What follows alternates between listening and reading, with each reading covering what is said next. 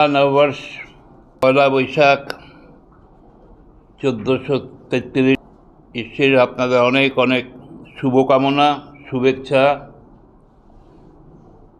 और ईश्वर से प्रार्थना है कि आप सब स्वस्थ रहें, समृद्ध रहें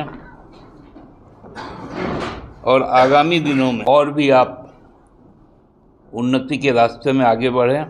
विश्व शांति हो, यही हम सबकी कामना है। हमारा जो बजट सत्र बीता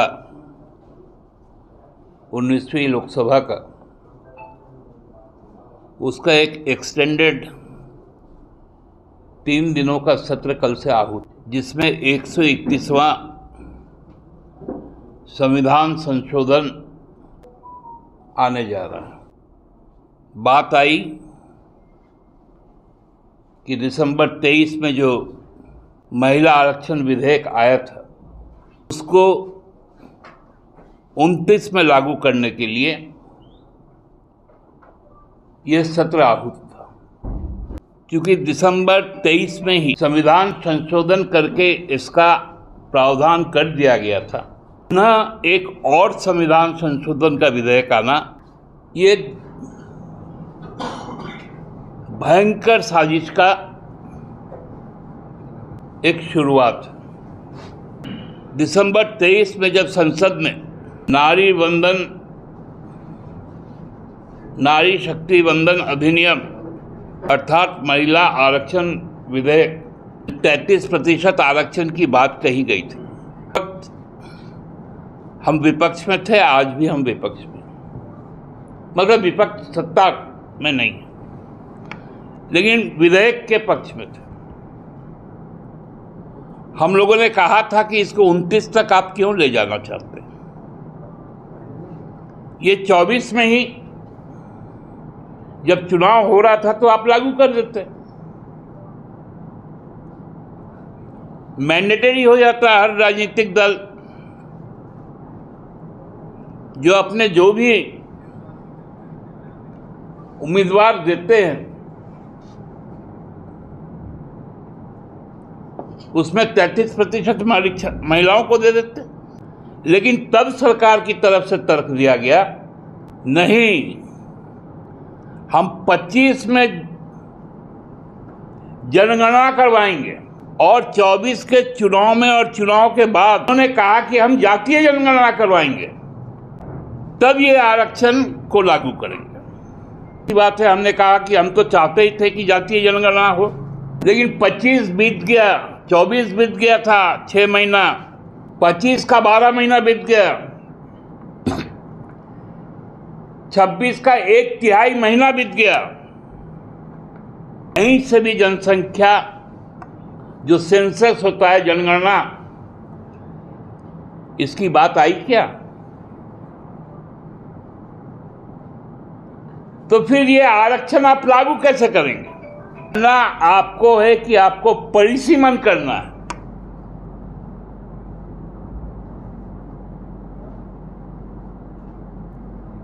जो आपने बड़ी सभा बनाई 824 लोगों के बैठने की, उसको आपको भरना है। ये साजिश है परिसीमन। महिला आरक्षण तो गौण है।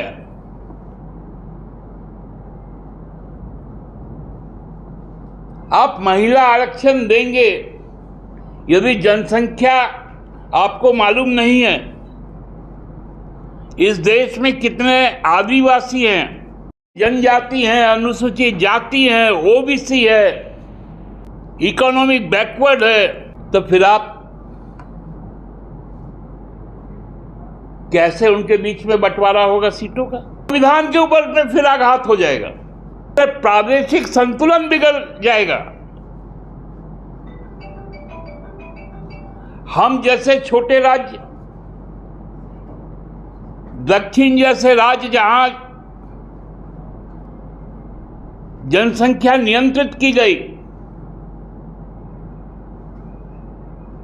उसको तो आप डिप्राइव कर रहे हैं उनके अधिकार से, उनके लोक प्रतिनिधित्व को आप नकारने जा रहे हैं, क्योंकि आपका वहां राजनीतिक वजूद नहीं है।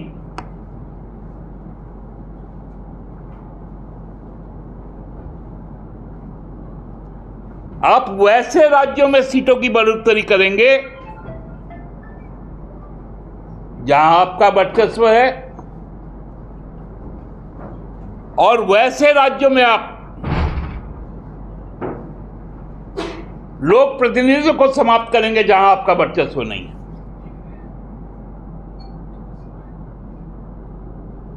ये एक राजनीतिक साजिश है जिसको संवैधानिक ढांचा पहनाया जा रहा है। जैसे इलेक्शन बॉन्ड आया था ना पार्लियामेंट में, कि लीगल घुसखोरी किया गया था, उसको दाम दो काम लो, गलत काम करो पैसे दे दो, नहीं तो ईडी भेज देंगे, सीबीआई भेज देंगे। वही साजिश इसमें होने जा रही है।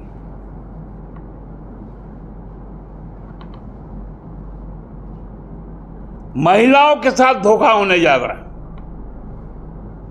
और वो महिलाएं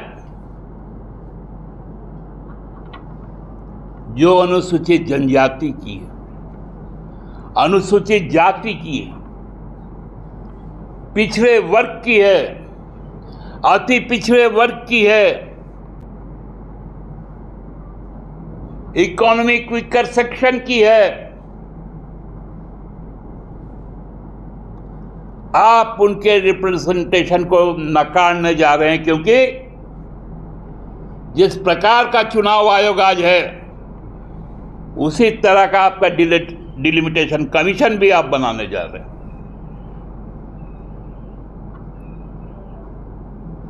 आप एक एक बूथ मार्क करेंगे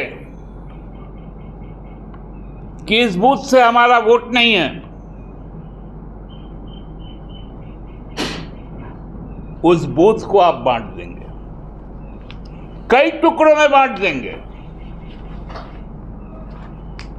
गांव को बांट देंगे, टोले को बांट देंगे, मोहल्ले को बांट देंगे, जिलों को बांट देंगे।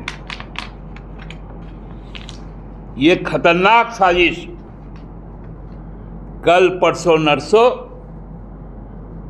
पार्लियामेंट में होने जा रहा है। ये झूठा और फरेब, भाई सामने तो मई से मानसून सत्र आने वाला है। एक महिला मुख्यमंत्री से आप पश्चिम बंगाल में शक नहीं रहे, तो महिला ट्रम्प कार्ड खेलने जा रहे हैं। महिलाओं के प्रति क्या सोच है इस सरकार की? पश्चिम बंगाल को अपने शासनकाल में पहला मुख्य सचिव महिला मिला था। ये ज्ञानेश जी ने वो महिला मुख्य सचिव को भी उसके पद से हटाया।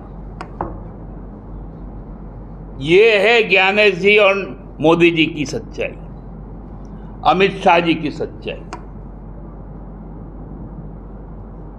फिर भी बंगाल में हम लोग दिखाएंगे, हमारे नेता जा रहे बंगाल, हेमंत बाबू जा रहे बंगाल।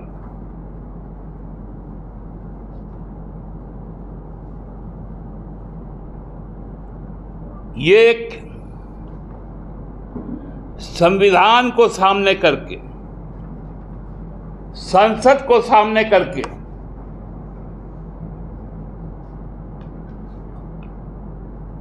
अपने बहुमत को सामने करके ये लोकतंत्र की हत्या करना चाहते हैं। और मैं आज विशेष करके आह्वान करना चाहता हूं,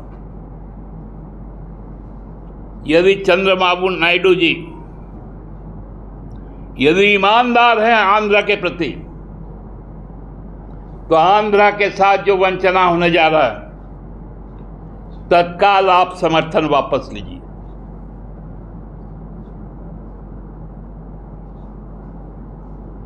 जिस प्रकार से नीतीश जी को अपमानित किया गया,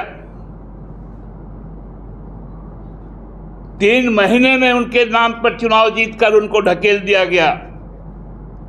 जदयू अपना समर्थन वापस ले इस महिला विरोधी मानसिकता के कारण।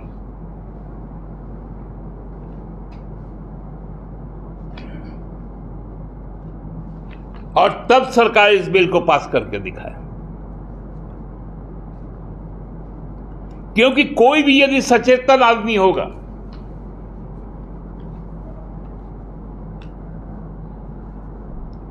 कोई भी राज्य यदि सचेतन होगा, कोई भी नागरिक यदि सचेतन होगा, तो कल से होने वाले अधिवेशन का वो निंदा करेगा। और केवल तो अब हम लोग अपने विदेश नीति के कारण आज अपमानित है पूरे दुनिया में, अब अंतर्देशीय राजनीति में भी जो हम दम भरते थे पूरे दुनिया में कि सबसे बड़ी लोकतंत्र है, सबसे बड़ा और मजबूत लोकतंत्र है, वो लोकतंत्र भी अब समाप्त होने जा रहा है। इसीलिए महिलाओं को सामने करके